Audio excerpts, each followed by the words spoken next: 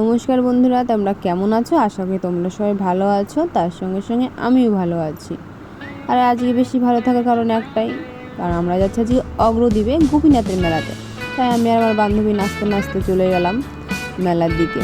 তো যেতে যেতে সামনে একটা কাকু চা বিক্রি করছিল, তার কাছ থেকে আমরা সবাই এক এক করে চা খাচ্ছিলাম, লেবু চা, যেটা খেয়ে দিকে অনেকটা ভালো লেগেছে, কারণ প্রচণ্ড মাথা ব্যথা করছিলো, অনেক গাড়ির শব্দ ছিল।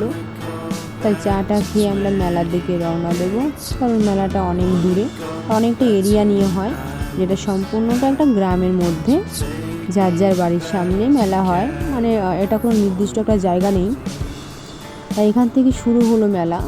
তাই তোমরা দেখতে থাকো কত দূর মেলা। দেখো সবাই শুয়ে আছে, অনেক দূর থেকে এরা জার্নি করে এসছে, এখানে হয়তো তারা 2-3 দিন থাকবে, এর জন্য তারা এত সকাল সকালে ঘুমিয়ে গেছে। আর এখন প্রায় টাইমটা 11টা 40 বাজে, এরা শুয়ে গেছে। আর আমরা যেতে একটু পায়ে ব্যথা হয়ে গেছিলো, তাই জায়গায় বসে আমরা একটু খাওয়া দাওয়া করছিলাম।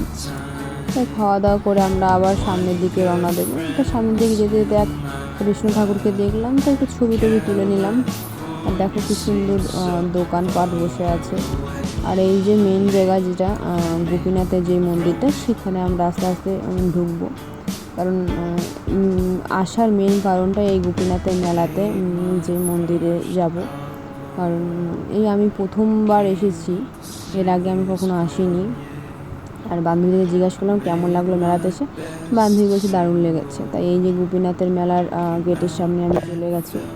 কারণ এখানে সবাই দেখো লাইন ধরে আছে, কারণ সবাই তারা পুজো দেবে।